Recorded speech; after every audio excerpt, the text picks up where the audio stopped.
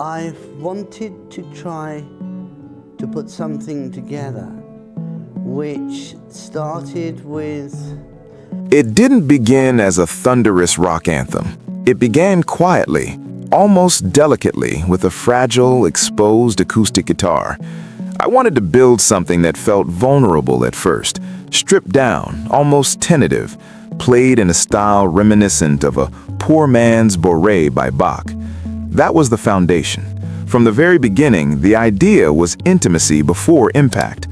As far as instrumentation goes, the early sections were meant to feel sparse and ancient, which is where the recorders came in, adding that slightly medieval, otherworldly atmosphere that immediately sets the tone.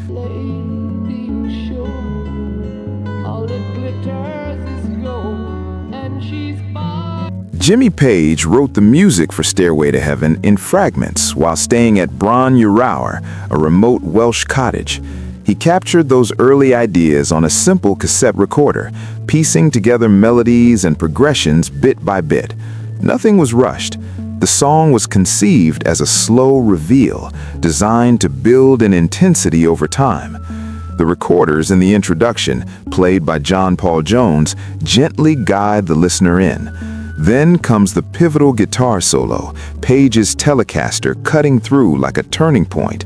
And halfway through, when Bonham's drums finally enter, the track transforms, evolving into something massive and epic, layer by layer. Interestingly, the idea to use recorders was John Paul Jones. He suggested adding them and played the parts himself. When I originally had the idea for Stairway, that wasn't essential in my mind. I wasn't specifically thinking about recorders at all. I was more focused on texture, particularly the feel of an electric piano.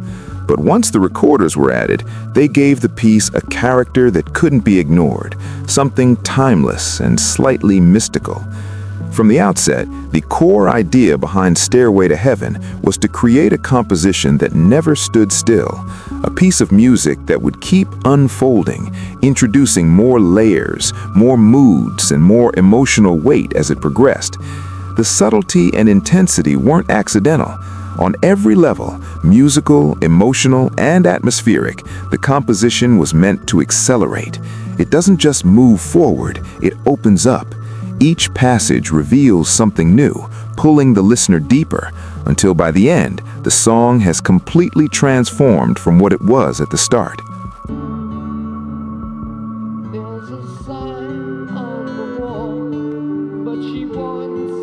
Robert was absolutely magnificent in the way he shaped the lyrics around the music of Led Zeppelin. This all came together during our time at Headley Grange, and it was a unique period because the song itself was being built before the vocals even existed. That alone made the process more complicated than usual. We were essentially constructing this entire piece without a vocal roadmap, even though we already knew that this structure was the backbone of what the song was meant to become. From the very beginning to the very end, the entire running order was carefully mapped out in advance. It wasn't simple, it was genuinely tricky, because the piece contained so much music, so many shifts, and so many changes that had to feel natural rather than forced. I would feel that it's a magnificent piece of music, which... I remember that time vividly. Robert was often sitting down, leaning back against the wall, quietly writing. That image has never left me. There was something almost cinematic about it. No dramatics, no performance, just concentration. We would run through the song from start to finish, beginning with that familiar guitar opening everyone knows so well. Then Robert would step in, start to find his place, and begin to sing. And I can tell you, by that point, it felt like at least 90% of the lyrics were already there. The words didn't feel tentative or experimental. They felt locked in, as if they'd been waiting for the music all along. One of the things I'd learned about John Bonham over time was that he could be devastatingly effective if he entered a song later rather than right at the beginning. Letting him come in further down the line gave the music room to breathe first. So as the piece moved forward, everything began to open up, almost like a map unfolding on a journey. Each section revealed something new. None of this happened by chance. It wasn't an accident, and it wasn't everyone simply throwing ideas into the mix. There was intention behind it. There was design. Every moment, every entrance, and every shift in intensity was planned to make the song grow, expand, and ultimately arrive exactly where it was always meant to be. One of the cardinal rules I lived by when I was a studio musician was simple and absolute. You never sped up. Tempo was sacred. And yet, with this piece, I was deliberately keen to do something that broke that rule. I wanted an acceleration, not just from a musical standpoint, but from a lyrical one as well, so that the entire composition would gradually begin to gather momentum as it moved forward. The idea was that it wouldn't remain a monotone piece, and by that I don't mean just emotionally or dynamically, but literally. The track would subtly speed up as it progressed, meaning I was consciously breaking the #1 cardinal rule. The concept behind the solo was equally intentional. I wanted it to feel like a fanfare, a clear signal that we were crossing into a new phase of the song. So it doesn't just drift in, it arrives with purpose.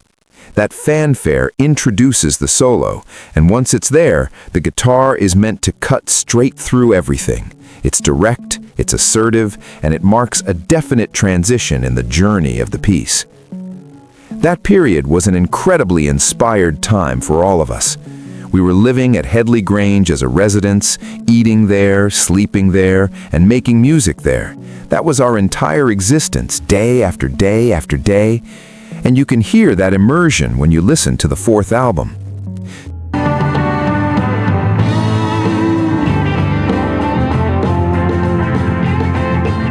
It was a very inspiring... Stairway is, in many ways, a byproduct of that environment and that intensity of focus. But beyond that, it became something much larger, something that would stand as a substantial milestone. At the end of the solo, there are trailing lines that deliberately guide the song into its huge finale. Everything funnels toward that moment, where it opens up to the vocal as we wind on down the road. By then, the acceleration, the transitions, and the design all converge, and the song reaches the place it had been building toward from the very beginning. By that point, the piece is fully alive. It's moving, not racing, but driven.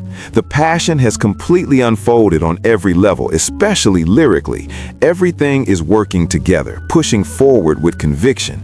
It was an inspired period, truly inspired. And I think the reason this music has lasted all these years is because everyone played with such honesty, such belief in what they were doing. You can hear it, you can feel it.